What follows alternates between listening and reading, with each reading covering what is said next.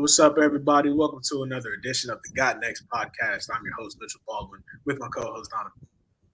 Yeah, yes, sir. You know we gotta be here, man. So you know what time it is.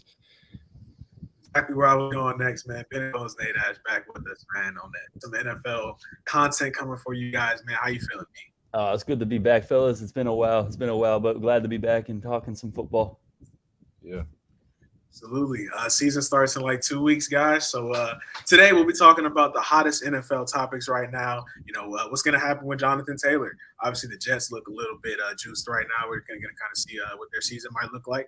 And also, is Russell Wilson going to be good this season? These are things we don't know right now. But we're going to figure that out today. So without further ado, man, let's go ahead and get into the intro.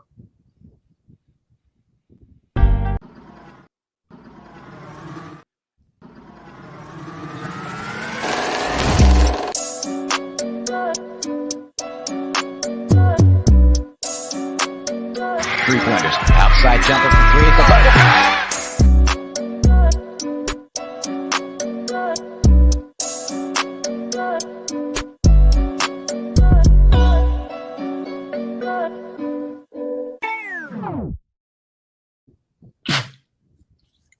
All righty. So without further ado, let's get into our first topic for today. What has been you guys' favorite and least favorite off-season move from this off-season? We're going to go ahead and start with B. We're going to go Dono and then me. Go ahead, B. God, I'm trying to think. What is the craziest thing that happened this offseason? There's actually, been a lot of weird moves that happened this offseason. Obviously, the biggest move was Aaron Rodgers to the Jets. I'm not saying it's my personal favorite, but like in terms of just, what was the biggest move that took place? I don't think you're beating that one. Just, it's a poverty franchise getting one of the best quarterbacks of all time. It's not quite like Tom Brady going to the Bucs, but it's pretty much right neck and neck with it, or right next to it. It should make a big shift in the Jets culture. The Jets were pretty good last year, and they were like 7-4 and finished 7-10 for the simple fact that they did not have a quarterback. So Aaron Rodgers definitely turned 7 wins to at least 10 wins, in my opinion. So definitely the favorite move so far, and the least favorite, just one that doesn't really make a whole lot of sense, or not a whole lot of sense, but just might not be that big of a deal. Zeke to the Patriots. I mean, it already looked like they had something in Ramondre Stevenson, but I guess Zeke just adds depth and value. And the Patriots typically like to go after mid players towards the end of their career, like they did with Chad Ochocinco. Who else? They got Juju this offseason. I mean, that's kind of another one you can throw up there. Just like, it doesn't sound like it's doing much to boost their team, but I guess anything's good when you have an offense like them. Yeah, I definitely agree with you. I was gonna say Aaron Rodgers as well, but to be different, I'll say Derek Carr to the Saints. And the reason I say that'll be one of my favorite moves because the Saints, especially with Tom Brady retiring and the NFC South, there's a lot of question marks at quarterback with the other teams. The Panthers are young at quarterback. The Falcons have an unknown. So to add Derek Carr to the Saints with already a solid defense, you still got Kamara, Olave.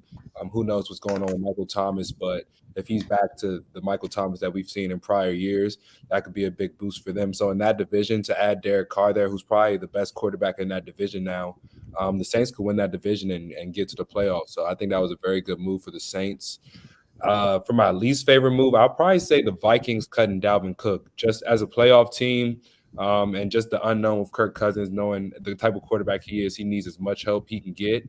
And then to lose in the first round to the Giants, I don't really think cutting Dalvin Cook was the right move. I agree with Thielen because he's an older receiver, kind of saving money there. But to get rid of Dalvin Cook, I didn't really understand that, even though I see the running back position over the summer has really been dwindling in terms of their market and how much they get paid. But to see Dalvin Cook get cut, that was kind of confusing knowing the quarterback the Vikings have. But I would say those are my two favorite and then my least favorite moves. So before I get into my answers here, Donald, just to kind of go off of what you said, how do you feel about Alexander Madison? I think he'll be decent. I feel like Dalvin Cook is Dalvin Cook. Alexander Madison could be a good fill-in, but you can't replace Dalvin Cook's speed. I think he's been in Minnesota maybe 6-7 years. He was a Pro Bowler, at least 4 times out of those 6 to 7 years. He would at least put up 11 to 1,200 rushing yards consistently every year. So I feel like that's kind of hard to replicate. And then Alexander Madison was a good backup to Dalvin Cook, but then to not have Dalvin Cook, who's like a decent backup behind Madison, that can like be decent in spells. So I didn't really understand that move, but like for instance, like with the Cowboys, Zeke to Tony Pollard, you could maybe even say you upgraded with that move. I don't say the Vikings upgraded by getting rid of Dalvin Cook, if that makes more sense.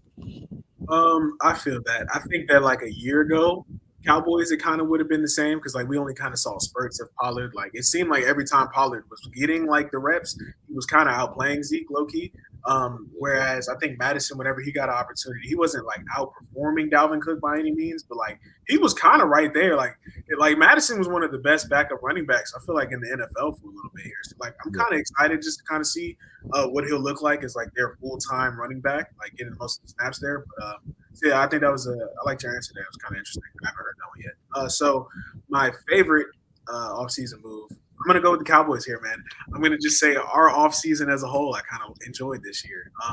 Wasn't quite like, getting rid of Amari Cooper for, a bag of chips and stuff like that. Like, we got Stephon Gilmore in there, which that's solid. Like, I like that, especially, opposite of Trayvon Diggs, who we were talking about earlier, was cussing out Dak.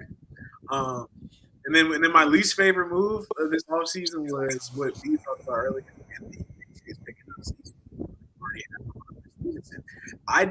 That made no sense to me because Ramondre kind of just seemed to be like one of the few bright spots for the Patriots last year. He was pretty dominant in most of their games. He was ranked number 7 in fantasy football for running backs. I mean, that's pretty solid, to be honest, top 10. And then you bring in Zeke, who, I mean, as far as red zone targets, I mean, he's going to be great in the red zone. That's usually kind of just what his role was for the Cowboys for the most part. But, I mean, just to kind of take the ball out of Ramondre Stevenson's hands after you kind of saw what he was capable of last season makes no sense to me. So that's going to be my least favorite move for the offseason. Now, next we can get on to some coaches that are on the hot seat. B, I know you said you have a grocery list here, so just go ahead and talk to me. Who you got on the list? Yeah, so I'm just going to start from top to bottom. I would honestly first say Robert Saleh, head coach of the Jets. If this experiment is a failure, which I don't think it necessarily will be, but I also don't think they're going to Super Bowl. But let's say they went like I said earlier. They went 7-10 with Mike White and Zach Wilson last year. You had to go at least. I'm going to say 10. You guys probably would say 10 or 11 wins this year with Aaron Rodgers. You got to win at least 3 or 4 more games with Aaron Rodgers. That doesn't happen. And if they somehow miss the playoffs in the competitive AFC, Saleh is probably gone. Like you can't bring that back if you're the Jets, and you got to try Aaron Rodgers with another coach. You can't bring the same coach and QB back. Another coach who's on the hot seat, Kevin Stefanski of the Browns. Our friend Adam would like to hear that. But if the Browns keep staying in last place in the AFC North with all the talent they have, someone's going to take the fall. And they paid Deshaun Watson way too much money for it to be him, even if he continues to not be that good. Another head coach, Brandon Staley of the Chargers. Now this is a case if they start bad this year, he might be gone during the season. I don't think that will happen during the season because it's too competitive. But this guy is one of the few coaches that I've heard of and that I've seen that has actually like consistently lost his team games. I mean, they blew a 27-0 lead in the playoffs last year to Jacksonville. So he's lucky to have survived that, honestly. But if they continue to be semi-mid this year like they were last year with all that talent, he's going to have the fall too. And then Mitch, you probably know this one better than anyone else. Your man Mike McCarthy is definitely on the hot seat this year. If you guys do not make the NFC Championship, Dak's either getting traded or Mike McCarthy's getting fired. You can't bring them two back for a 5th year together. Right. And apparently Jones is really tight with McCarthy, and we saw how good you guys were with Cooper Rush last year for that stretch. So, I mean, maybe it's not a unanimous decision to blame McCarthy before Dak because we've already seen Dak with another coach. And even though McCarthy, I don't think is that great, he's the only coach to win a Super Bowl with Aaron Rodgers. So, I mean, if the Cowboys have the guts to go try something else at QB after this year, they might want to consider that before, just saying it's the coach's fault. But chances are they might both be good enough to last another year. But I don't know. It's kind of 50-50. I'd say something probably changes there after this year. And then finally, do I have anything else? Let's see. Todd Bowles of the Buccaneers, if they suck like I think they're going to, unfortunately, I think he's probably going to bite the bullet because he has not been a good coach in the NFL. He's a good defensive coordinator, but he's the only coach to have a losing record with Tom Brady. So I think he's already on thin ice right there. Josh McDaniels, too. I forgot about that. He's getting fired this year. The Raiders are really bad, which unfortunately I think they will be really bad. Yeah. Go ahead. Did I miss anybody, fellas? Not that I can think of, but I think you pretty much said everybody. I'll probably add Ron Rivera in there. Oh, yeah. Oh, I love it. I love it. I just say that just because, with new ownership, they never really have a long, patience with a coach that they didn't hire. So I feel like Ron Rivera, he's definitely got to show them something that they feel they can build on. I feel like he bought himself a little time with just our QB situation with Sam Howell being unproven. He's young, seeing what you have there. But I think they'll give him at least to the end of the season. But if they don't really see much, this is his fourth year. We made the playoffs once, and it feels like we've kind of either been the same or declined since then. So I feel like Ron Rivera is one. But besides that, I can't really think of anybody else to add. Maybe Dennis Allen, the coach of the Saints. I think this is his third or fourth year as well. You add Derek Carr. It's a weaker division. They're kind of expected to win that division. So if they don't win that division somehow and miss the playoffs, I feel like he could definitely be somebody else that gets the boot. So those are my two that I feel like I could add on there. I mean, when you talk about hot seats, man, it doesn't get any hotter than Ron Rivera, honestly. So yeah. I love that answer, bro. I'm gonna have to piggyback there. Hate to just repeat that, but it's kind of just facts. For every reason that you said, on top of, I just don't really like his aura around the whole team. Like he's a little outdated. It's very outdated. Like it's not it's not calculated kind of the things that he says. Like sometimes he just says things when you probably when they're kind of obvious and things like that. You just don't really need to beat a dead horse and stuff. And that's kind of just seems like what he wants to do. And he's kind of too honest at times. And it's just kind of weird. So yeah, I think that the Commanders are not going to be that good this year. And I think Ron Rivera is probably going to be out of there because of that. So yeah, it doesn't get any hotter than Ron Rivera. So that's a great answer. Next up. Oh, Mitch, I was just going to quickly ask you, since you're a Cowboys fan, who would you personally blame if you were either Steven or Jerry Jones if it's a failed season, Dak or Mike McCarthy, or would you try to get them both out of there? Or what would your decision making be? It is the Cowboys. This is America's team. So I went ahead and gave them their own segment here, guy.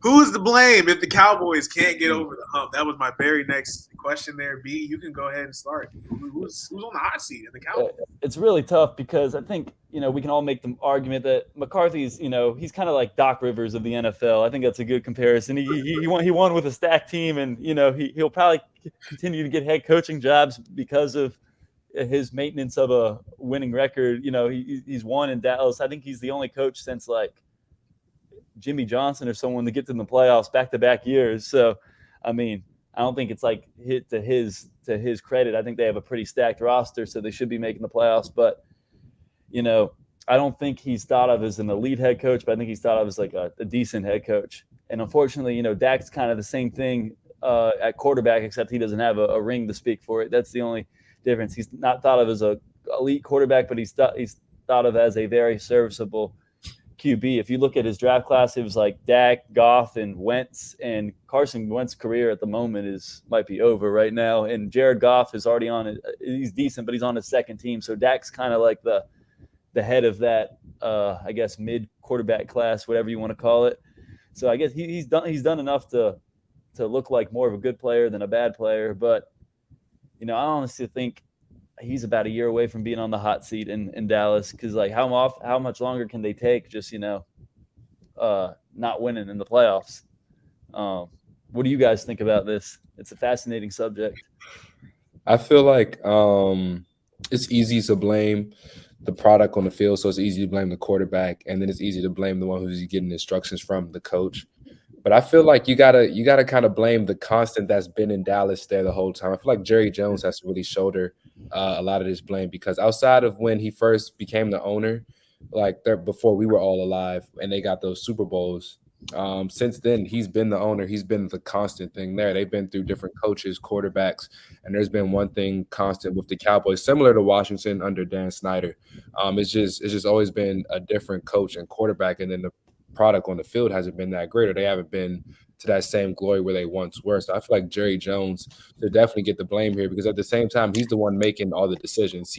I think he's their GM as well as owner. So he's the one that's choosing the players they get, and then he's also the one that's paying these people. So he's making all the decisions. So I feel like you have to blame the decision maker, but you can't fire the owner. So I guess you kind of got to blame the coach.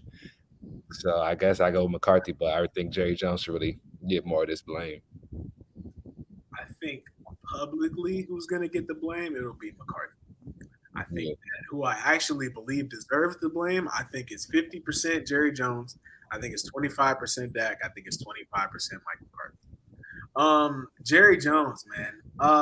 So like when you think of the Cowboys in the 90s, back when they were dominant and things like that, what do you know them for? You know them for big name players. You know them for going balls to the wall, getting these big name guys so that we can, just go ahead and contend every year, kind of like the Jets a little bit. And it seems like Jerry Jones learned nothing from that regime. Like, where has that thought process been when you're constructing the Cowboys these last 20 years? Guys, I want you to name our last star quarterback. Honestly, it's crazy because it kind of goes obviously Staubach in the 70s, then Troy Aikman in the 90s, and then it's like Romo and Dak are the only two are going to have the highest. Dak's going to be the all-time Cowboy leading passer probably just because it's a passing league and he passes for a lot of yards because it's Romo right now. But obviously Romo's not as good as the other two I mentioned, and Dak is kind of I don't know if he's as good as Romo. He could be slightly better. He could be slightly worse. I can't really tell because it's kind of similar Cowboy teams. It's been surrounded by both of them, super talented on the defensive side, good offensive lines. It just seems I don't know. It always seems like there's a player on the Cowboys who's waiting to get paid and feels like it's his turn. Like Zach Martin, for example, he just got paid, but it's that's why Jerry's having trouble getting big name players. I think because he's got to pay his own guys. That's why he gets older players like Cooks and Gilmore who are definitely serviceable. We're just not sure how quite much they have left in the tank. Agreed, but again, that still kind of comes back to Jerry Jones because it's you got rid of Amari Cooper 2 years ago, and then we have a huge glaring need for another wide receiver last year, and then you bring in Brandon Cooks. So it's the drop off from 2 years is crazy, bro. You went from Amari Cooper to Brandon Cooks, and you just gave him away for nothing. It's not like we had anything to really go off of from the Amari Cooper trade. And then on top of that, this is the balls to the wall stuff. I mean, where you're kind of just you just kind of need to do something, bro. You see Dakota Prescott is so mid this year, right? And then Lamar, you see all these other QBs that are available. You got Lamar Jackson had just gone with the Ravens. The Cowboys put in no bid. Your Dalvin Cook is dropped from the Vikings. No bid. This stuff makes no sense to bro. I don't understand how the Cowboys can be so star driven at one point, and now it's we play it so safe that it's we can never get over the hump because we're playing it so safe. That's kind of what gets me so upset about the Cowboys. But that's Jerry Jones at the end of the day. So yeah, that's who the biggest is to blame for me. So next we can head over to New York. We got the Jets. Do the Jets have enough to be automatic Super Bowl contenders? Take it away. So I'd say the thing they're missing is an offensive line. Apparently, them being on Hard Knocks this year, they're saying, I don't know if episode 2 is out yet or not, but they're saying head coach Saleh is cursing out his offensive line and saying you guys need to be better and stuff. But I can't really name it. And they have an old Dwayne Brown. Is that his name? Who used to be a star lineman. They have him, but they don't really have anybody else who's that good on their line. And I mean, even though they got good backs with Breece Hall and now Dalvin Cook, and they got a good receiver in Garrett Wilson, you got to protect the oldest QB in the league. You got to protect him, especially if he's, that valuable. They have a good defense and good skill players, but they don't have an offensive line right now. But I have a feeling that with Aaron Rodgers taking less money like he did, he pretty much said to the front office, use this money to our benefit. So I think they're going to be that team that makes trades before the trade deadline. this is a weird prediction I have, but I think if the Raiders are really bad, Devontae Adams is going to demand a trade, and that's an opportunity for the Jets to go all out for that trade. Because if Devontae Adams goes to New York and plays with Garrett Wilson, he's already got rapport with Aaron Rodgers, and that could take him a step up. It's kind of like how AB went to the Bucs like midway through the year 2 years ago, and how like Odell went to the Rams before the trade deadline in 2021. So like the Jets need to be that team to kind of go all in before the trade deadline. I think there will be some nasty trades this year that get made, and I think Devontae Adams might be one of them because he's not happy in Vegas right now. It's obvious he's definitely not happy. If Devontae Adams were to go to the Jets, that'd be insane. But do the Jets have enough to be automatic? I don't think they have enough to be automatic Super Bowl contenders. Just looking at the AFC, strictly that conference alone, I don't think they're better than the Bengals. I don't think they may not be better than the Dolphins, in my opinion. It's tough. I mean, you add Aaron Rodgers, they have an elite defense, but in just their division alone, they might not be the best team in their division. And just looking at the overall AFC with the Bengals, you can never count out Mahomes, as we saw last year. The AFC North is going to be a tough division this year. I don't think the Jets are automatic Super Bowl contenders. I feel like they can be, as you mentioned, with everything they have, but automatic, I don't think so. I think I don't know if I feel like the NFL just fluctuates so much. It's hard to say if anybody is an automatic Super Bowl contender this year in the NFL. Like there's always a bunch of different factors, like who has home field. Injuries, of course, are always a huge factor. But I don't think the Jets have enough to be automatic Super Bowl contenders. They're in contention, but I don't think they're automatic contenders. Got to make in-season moves for sure. Yeah, I think the only flaw on the team, like you said, is their offensive line. Their defense, they were good. The Jets were good last year. They were pretty much a playoff team, but just they had deficiencies at quarterback. So you add a Hall of Fame level player at quarterback. So we will all think they're definitely a playoff team, but Super Bowl, the Bengals, and I think even the Bills have shown enough to where they're both, and the Chiefs, of course, those are three teams right there clearly better than the Jets to me. My biggest thing with the Jets, I'm going to agree with Donald here that I don't think that they are automatic Super Bowl contenders. But my thing with the Jets is Aaron Rodgers. How good is he still? Like, can he still be the MVP Rodgers, or like was last year kind of like an indication of something? Like, I don't think that last year should kind of be ignored, to be honest. Like, a lot of people have been willing to just be like, oh, it's like, it's just a bad year or whatever. But I'm like, when you look at like the Packers team, they weren't a bad team, to be honest. Like they still had Aaron Jones, Alan Lazard, like was still productive last year. Like you still had enough to like make the playoffs and stuff. Like I didn't think that they were that bad. Like so it kind of, and that was easily Aaron Rodgers' worst year. So like now you're turning around and you're expecting him to like be the MVP guy, and then he already had playoff issues when he was the MVP guy. Now he's gonna get in the playoffs. He's playing even harder teams, like to be, and then he's gonna get better at this point. Like I think that's crazy to assume. So, no, I don't think that they are automatic Super Bowl contenders. But the team looks absolutely insane, and the NFL should veto any sort of Devontae Adams idea. I don't think that's not fair at this point, bro. It's a video game. Like, come on, that's nothing. Like they. At that point, they are automatic Super Bowl contenders for me. Because come on, Garrett Wilson and Devontae Adams, bro. You got Aaron Rodgers through the ball. I could cry. Like I have to go to a game. That's greatness right there.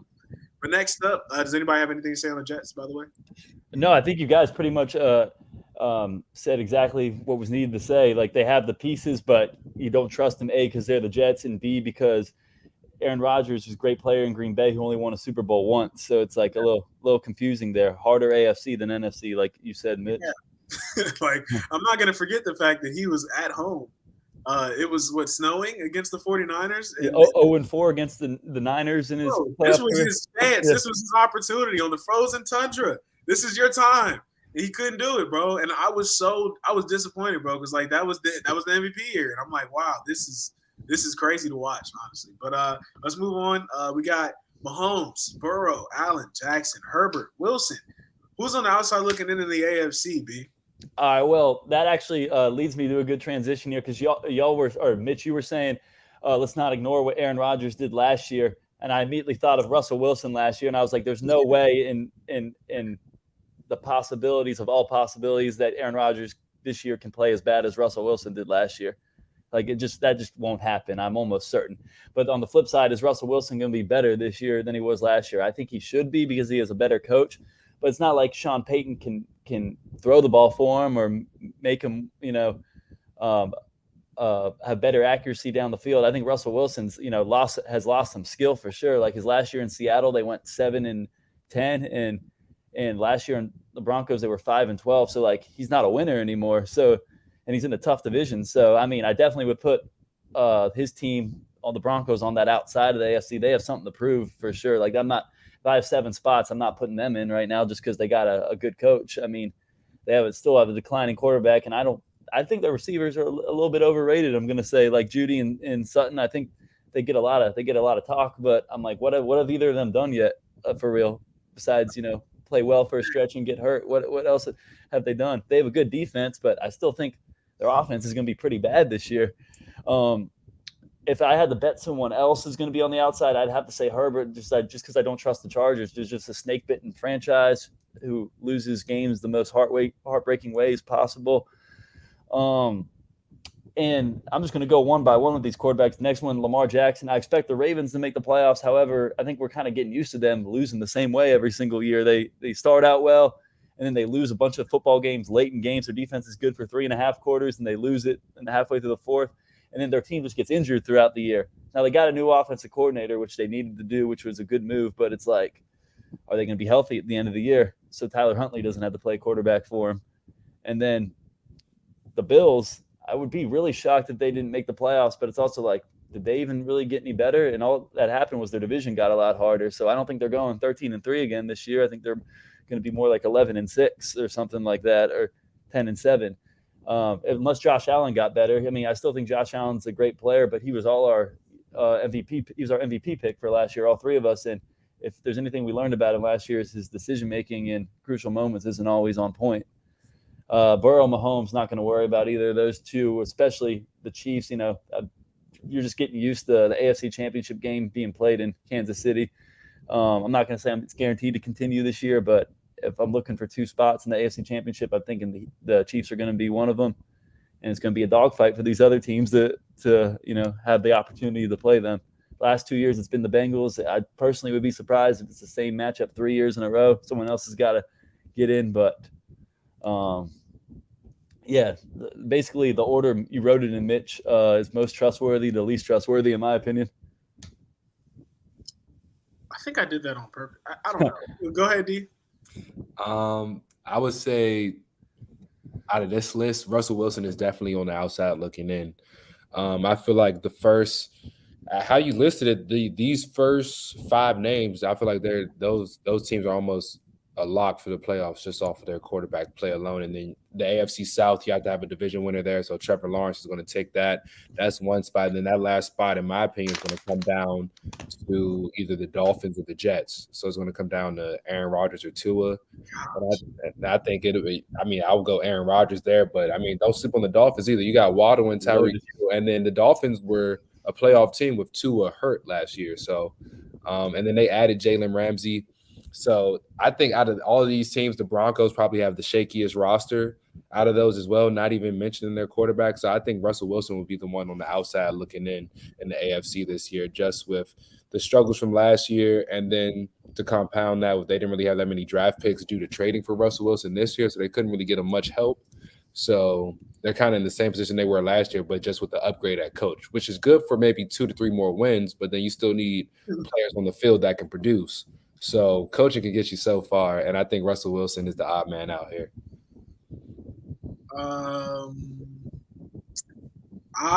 Obviously Russell Wilson's the answer here. That's the obvious answer. He's gonna be the first guy that I'm looking at here. I'm actually gonna switch Herbert and Jackson if I had to switch anything, simply because not that I doubt Lamar Jackson. Everybody knows I'm not the biggest fan of Lamar Jackson, only because of his playoff performances. He's 1-3 in the playoffs. His passer rating's pretty trash. He has more turnovers than touchdowns. I mean, these are the facts. But I think it's more their roster for me this year. They are very reliant on people being healthy this year that typically are not healthy. So J.K. Dobbins, for example, he's coming off the ACL. I think this is 2 years in a row that he hasn't really played that many games, and he's had like a big injury. Kind of the same thing with Rashad Bateman here. I haven't really seen him be healthy for any sort of long period of time here. You got Mark Andrews is pretty solid. I mean, obviously he's one of the best tight ends in the NFL. Not too much to worry about. Injury. Coming off an injury. I was about to say he is coming off an injury though. But I mean, the history's not there quite with everybody else, so I'm not going to quite mention him there, but still there. And who was their biggest offseason acquisition here, guys, outside of Lamar Jackson? Odell Beckham. Odell, yeah. He doesn't even have an ACL, bro. He doesn't have an ACL right now. So I don't think he's playing 17 games this year. Bro, who believes he's going to play completely the entire season? Like, come on. Yeah. And then you got obviously the head of the snake here, Lamar Jackson, who, I mean, is he injury prone at this point? I mean, I would say so. So you're kind of just relying on all these guys to be healthy that typically year after year are not healthy. So I can't, and you're one injury away from this whole thing kind of falling apart here. So I'm gonna be out on the Ravens this year, and even if they do make it full strength, I mean, I don't think that they're that great, to be honest with you. I mean, and obviously the Chargers are going to be that next team to talk about here. They have underperformed the last 2 years, but obviously they've had some injuries here and there too. Some receivers out in the lineup pretty often. Herbert hasn't been the greatest in the playoffs either, but I think that they can only get better, kind of from what they've been. Obviously, they brought in Kellen Moore from the Cowboys, and he led the Cowboys to one of the best offenses. You would think the Cowboys were one of the best teams in the league offensively when Kellen Moore was there. So I'm like, what can he do with Herbert? And these other weapons that they have there. Austin Eckler has been absolutely awesome for them the last couple of years. Touchdown machine. Yeah. I love what the Chargers have there. The only thing with the Bills is probably just going to be, the rapport with Stephon Diggs. Obviously, that's kind of the big story coming out of training camp and stuff like that. Allen, he's kind of the big turnover guy too. He doesn't really get the label for that, but he's the big turnover guy too. He doesn't really make the best decisions always either. So, and then it's Mahomes and Burrow at the top there. Burrow obviously being injury prone, but they have a team to still kind of tread water at least, and they may even be above 500 with him out. So I'm gonna just kind of trust that Burrow's gonna be injury free kind of for the rest of the year here, but we'll see. But yeah, Wilson and Jackson for me is gonna be the answer here. I like that question, B. That was a really good one that she posed for everybody. That was good. I appreciate it. And real quick, what do y'all, since just because he's not on the list, what do y'all think about Trevor Lawrence? I actually think the Jaguars are going to have a really good record this year because their division They'll win their division. The division's absolute trash. Like Anthony Richardson and C.J. Stroud might be good quarterbacks, but I don't think they're going to be necessarily good rookie quarterbacks. I think Jaguars will win their division. Yeah. I think they'll win maybe 10 to 11 games max. I think their cap is 11 games. I think they could definitely win 10.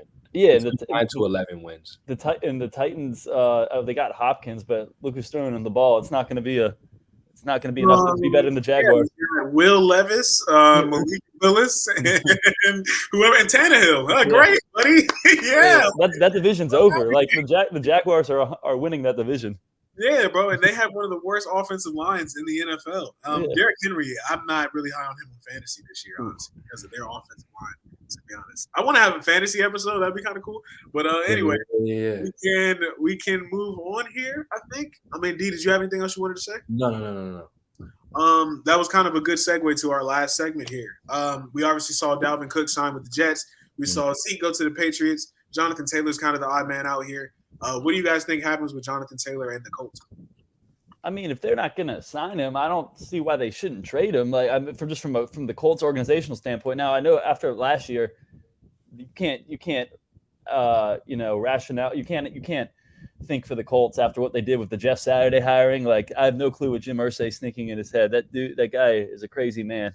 So, I mean, I personally think it would be in his best interest to trade Jonathan Taylor because they're obviously not going anywhere this year, and they just drafted a rookie QB. So, why don't you get some value, trade Jonathan Taylor to a contender who might want him for 1 year or whatever, and cut your losses from that. I mean, bringing him back is only gonna. There's obviously the relationship's already burned, so bringing him back is just gonna bring him back to a bad team. I mean, what's that gonna do? It's gonna make him even worse. B, I need you to paint the full picture for me, all right? If Jonathan Taylor is traded, where? Okay. I'm trying to think who's most running back needy. That's a contender. Well, I don't think they do it, but the Bills need a running back. I think, unless James Cook is anything like his brother. I'm trying to think what other contenders need a running back. I'm thinking NFC because they probably wouldn't trade him AFC. The Niners already have McCaffrey. The Eagles already have like a huge run by committee. You guys are pretty solid at running back, so I don't think you'd make the move. That's kind of why I asked you, because I don't really know where he goes. If I were the Vikings, I might try and make the move, but I don't know if they have the assets. Clearly, they don't. If you didn't pay Dalvin Cook, why would you pay Jonathan Taylor? Exactly, you're right. They don't have the assets to do it. Yeah, so I don't really. I mean, D, you can obviously go here, but like my biggest thing with Jonathan Taylor and the Colts is like, where does he go? And then like he's really leveraging one season here, guys. Like that's the other thing is like I don't really get his plan here. Like, it's not like he's had 2 outstanding seasons. He had 1 great season, and then this season underperformed. So then it's like, exactly, you're trying to leverage your first season now into your third season when you just had a bad season. Like, that doesn't make sense to me. So, like, I kind of see where the Colts are coming from here, too. But, D, you can go ahead and weigh in here. No, I agree with you. I think it's more so just – I mean, we see how every other running back is getting treated. Saquon, I think Saquon just came off a great season. Outside of Christian McCaffrey, I don't really think running backs are getting paid that well right now.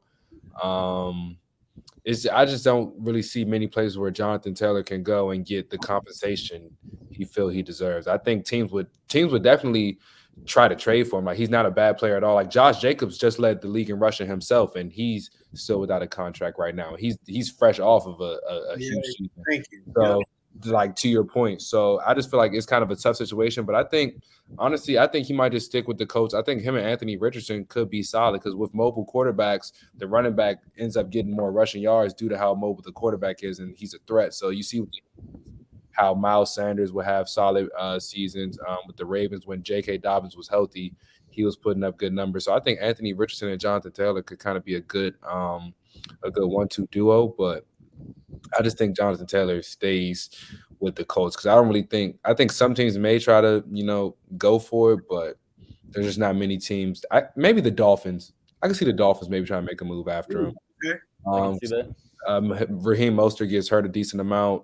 The Dolphins obviously are not scared to make moves. We see them going after Bradley Chubb, and then they went after Jalen Ramsey. So I can see the Dolphins making that move to help Tua even more, but I can't really see too many teams really going too crazy trying to make a move for Taylor. And this is the last question here, so I want to get in my little Dolphins tidbit here because D, you brought them up twice now. Don't sleep on the Dolphins, man. You talked about how good they were with Tua out. Man, with Tua in, Tua was a motherfucking MVP candidate, bro. Top 5. Like, bro, Tua was disgusting. Like, this was the best I've seen Tua play. Like, nobody had anything to say. There was nothing to say. So, like, I feel like if Tua can, obviously not get to concussion in the year, which is kind of crazy. But, like, obviously, if that doesn't happen, then I feel like the Dolphins have to be good contenders. Like, Tua is really slept on, man. Like, he was having a season before the concussions, bro. And that was kind of an outlier. Like, I don't think I've ever seen a quarterback get hit that many, like, times in a row where it's like he might be dead. Like, that was crazy to see twice in the year. So, like, don't sleep on the Dolphins. But back to the Colts.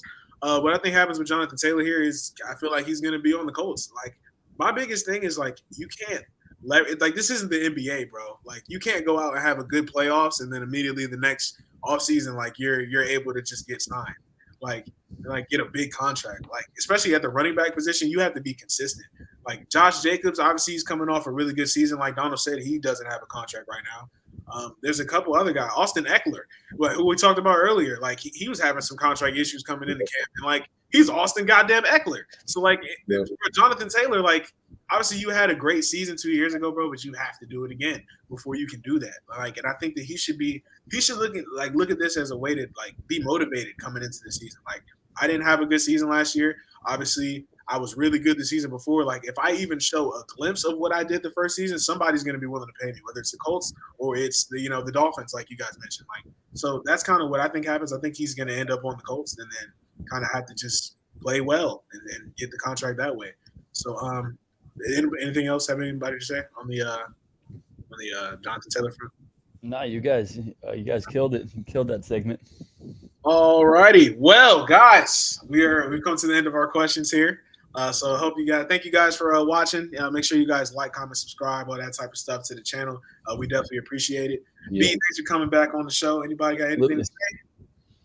Nah, man, it's gonna be a great season. It's gonna be a great season. I look forward to making another video before the season starts for sure. For sure.